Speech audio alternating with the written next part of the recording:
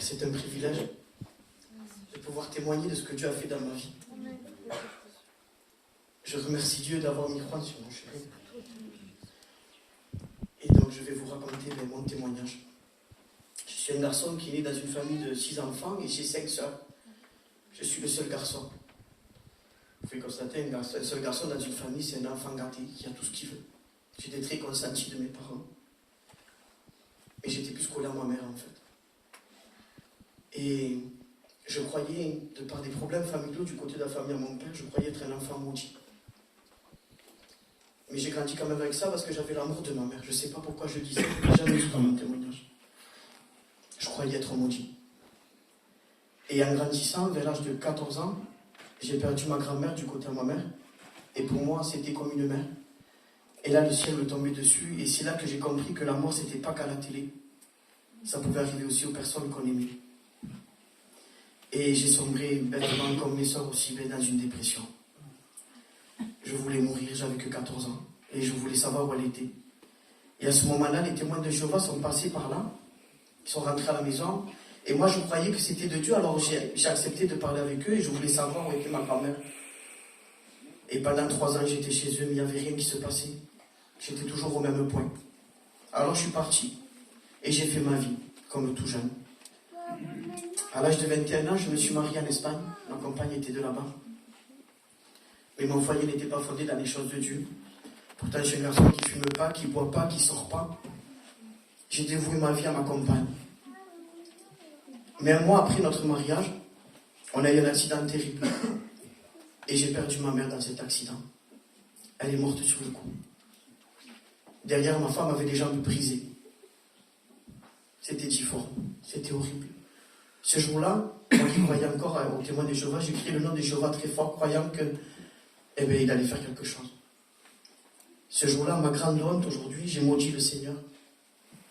Je ne voulais pas qu'on me parle de lui. Je ne voulais pas que ni les Alléluia, ni les témoins de Jéhovah, ni les catholiques, ni les musulmans, je ne voulais personne.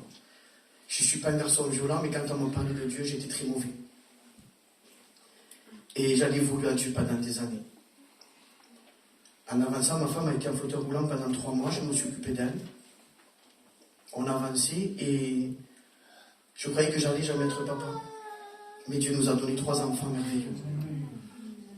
Mais je ne voulais toujours pas de Dieu. Et je disais à ma compagne, calme, à 40 ans, je veux mourir. Et elle me disait, pourquoi, tonton? Là aussi, calme, là, parce que je ne peux pas vivre avec cette culpabilité que j'ai de la mort de ma mère. Parce que je me suis senti coupable pendant 18 ans. Alors j'étais un garçon qui riait tout le temps, qui dansait tout le temps, qui était toujours joyeux. Mais c'était une façade que on est fort ça pour montrer que tout va bien et en fait il n'y avait rien qui allait. Et j'ai dit je ne veux plus passer un instant de plus sans ma mère. Je ne peux plus quand même. Cette culpabilité me tue. Bueno, et j'ai continué d'avancer comme cela. Mais j'avais toujours dans ma tête que je voulais mourir à 40 ans. Et ma femme, quand ma fille a eu 3 ans, elle a eu un premier cancer. Le ciel encore me tombait dessus. Je disais, Seigneur, tu veux m'enlever toutes les femmes que j'aime? Ma grand-mère, ma mère. Maintenant, tu vas m'enlever ma femme, Seigneur. Et je lui en voulais encore plus. Une haine énorme dans mon cœur. Mais Dieu n'a pas permis. Merci, Seigneur. Elle a eu un 2e cancer. Puis un 3e. Puis un 4e. Et j'avais mon cousin Manuel Lenoir, moi je suis Manuel Leblanc et j'ai un cousin dans l'assemblée qui est malade de peau, on l'appelle Manuel Lenoir. Sa femme passait le même problème que la mienne. Et j'ai dit, Manuel, j'ai entendu parler des Alléluia, ils disent qu'ils ont un Dieu vivant. Et moi j'aimerais savoir, parce que quand on est comme ça, moi le docteur il m'avait dit que ma femme était condamnée. Mais moi je ne voulais pas croire à cela.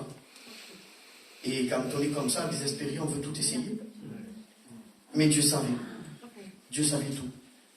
Et on est rentré dans une petite assemblée un peu plus petite que celle-ci. Et quand je suis rentré là-dedans, j'ai senti quelque chose de spécial. Comme a dit la sœur. Il y avait une paix que je n'avais pas connue pendant 18 ans. J'étais bien, j'étais béni. Et pendant que le pasteur a commencé à prêcher, cette évangélisation, et j'ai vu la croix, je me suis vu moi, un méchant garçon, même si je n'étais pas mauvais, mais je ne voulais pas de Dieu. Je me suis repenti à une seule réunion. Amen. Je me suis repenti, j'ai vu la croix, j'ai demandé pardon à Dieu, j'étais béni. Et quand je suis rentré chez moi, ma compagne me dit, Mano, qu'est-ce qui te passe? Je dis, calme, mais là, on a un Dieu vivant. Oui, non. Mais elle était un peu sceptique, elle, parce que bien sûr, elle était malade de son corps. Et en avançant, à chaque fois qu'on allait à la chimio, on avait encore un mauvais résultat. Et là, je disais, Seigneur, je te suis maintenant.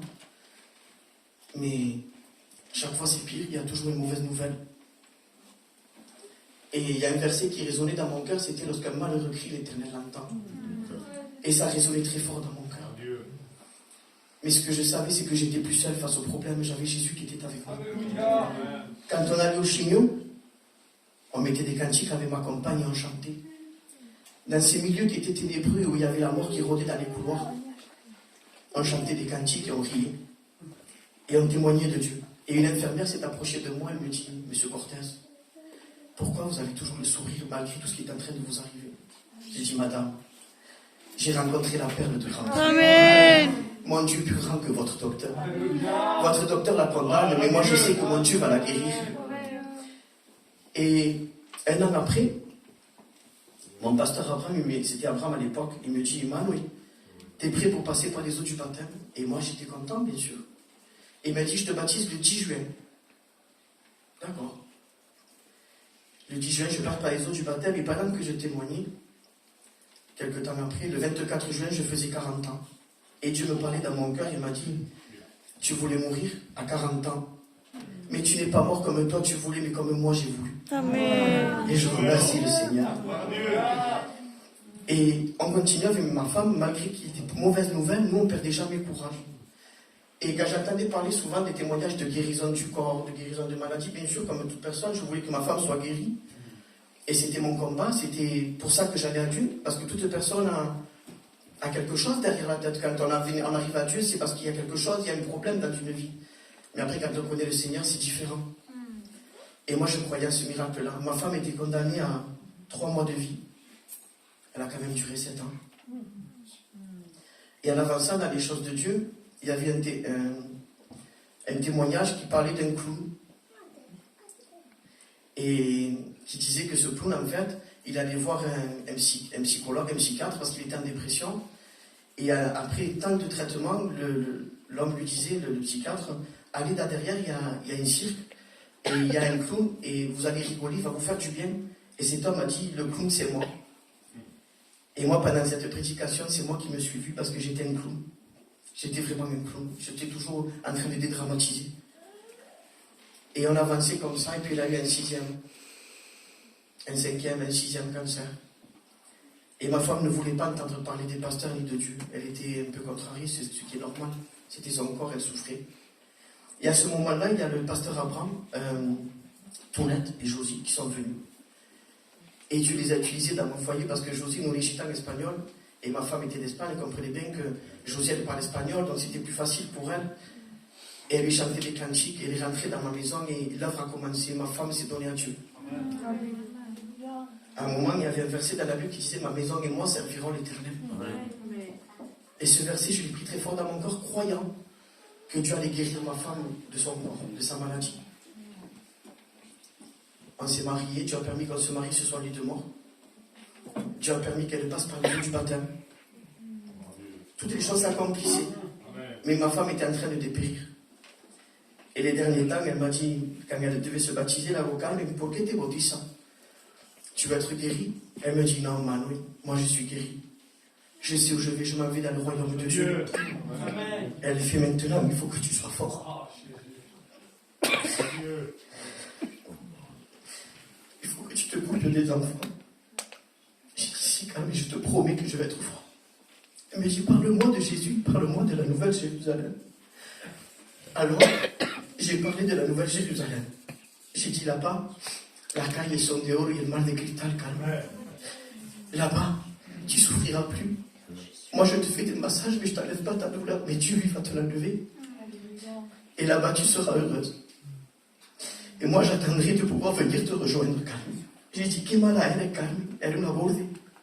Je disais qu'elle était méchante pour ceux qui ne comprennent pas. Elle disait, pour Manuel. J'ai dit, parce que j'ai connu le Seigneur avant toi et toi, tu vas aller avec lui avant moi. Et elle rigolait, elle me dit, t'inquiète, ça va, t'inquiète. Alors j'ai chanté des cantiques, un peu comme ça, qu'elle se calmait. Et les derniers jours, eh ben, elle est partie auprès de Dieu. Et j'ai senti, c'était bizarre, parce que pour ceux qui ne connaissent pas le Seigneur, ils peuvent se dire, elle est où la victoire de Manuel Leblanc? Dans son témoignage, sa femme elle meurt finalement. Mais je vais vous dire c'est quoi cette victoire?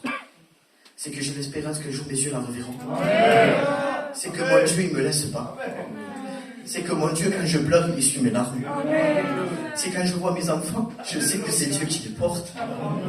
Vous savez, là, je suis ici en train de témoigner pour Dieu. Mes enfants, ils sont seuls à la maison, ils sont grands, 21 ans, 17 ans.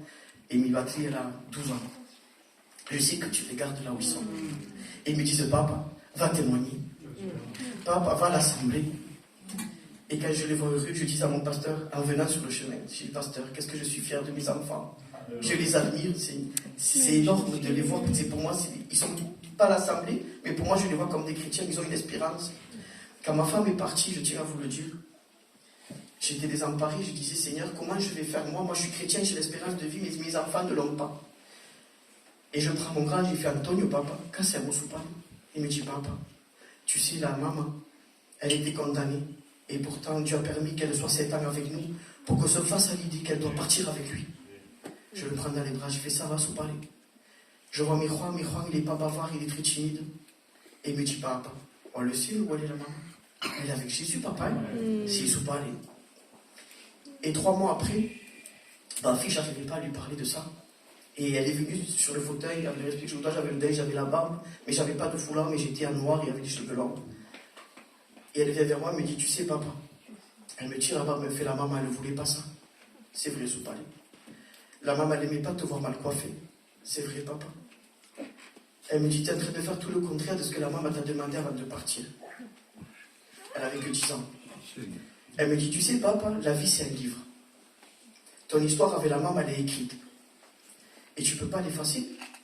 Elle me dit, mais ta page, il faut que tu la tournes maintenant parce que la maman, elle est avec Jésus. Et toi, maintenant, tu dois arriver au bout du chemin. Tourne la page, papa. Alors, je me suis mis à pleurer. Je me suis enfermé avec le respect que je vous donne dans la salle de bain. Je me suis coupé les cheveux. Je me suis rasé la barbe.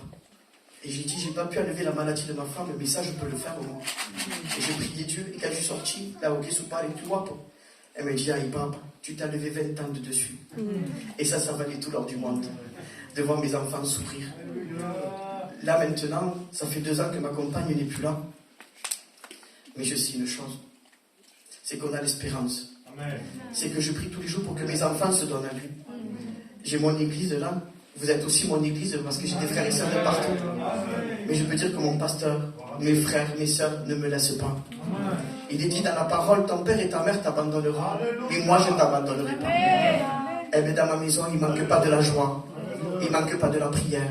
Les frères, ils viennent avec les guitares, ils me chantent. Quand ça ne va pas, eh bien, un frère, il m'appelle, il me dit, Manuel, tu pries pour moi? Et on prie ensemble. Et tout ça, ben, c'est la marche avec Dieu qui nous relève. Si j'ai un petit conseil à vous donner, quand vous traversez des problèmes, quand vous croyez qu'une montagne, vous ne pouvez pas la surmonter, eh bien, je vous promets que celui qui croit peut tout. Amen. Et le dernier petit mot. Quand ma femme est morte, qu'on l'a enterrée, vous savez, les chrétiens ne meurent jamais, il est avec Jésus. Mais moi, il y avait son corps. Et pendant que les pasteurs priaient, je me suis dit, Seigneur, j'ai tout fait jusqu'à la fin, et là, elle va partir et je ne vais pas dire au revoir. Alors, avec ma grande peine, j'ai posé la main sur ce cercueil blanc, et j'ai prié à voix haute. Eh bien, parce qu'en fait, dans le caveau, la vie, il y a ma mère aussi dedans. Et donc, je voyais ma mère, et on allait mettre ma femme à côté. Et si j'aurais été païen, je vous promets que je me serais jeté dedans la tête de la première. Eh bien là, non. Une paix. Visiter du Saint-Esprit. J'ai senti comment le Seigneur, il me prenait la peine, il a levé comme ça, il a jeté. Je ne sais pas comment le dire. C'est inexprimable, on ne peut pas le dire avec des mots. C'est une expérience qui est au-delà de ce que j'aurais pu croire dans les choses de Dieu. Donc si Dieu a permis que je puisse surpasser cela, même si je souffre encore aujourd'hui, même si ma femme me manque, mais j'ai cette foi et j'ai cette assurance des promesses de Dieu. Eh bien, donnez votre cœur à Dieu tout simplement et faites-lui confiance, même s'il y a un problème. Ne vivez pas des fois quand on perd quelqu'un comme un échec. Parce que si cette personne est partie avec Jésus, elle le vit toujours. On sait qu'on va les retrouver, ils nous ont juste devancés. et Jésus mettra la paix dans votre cœur. Amen. Dieu vous bénisse.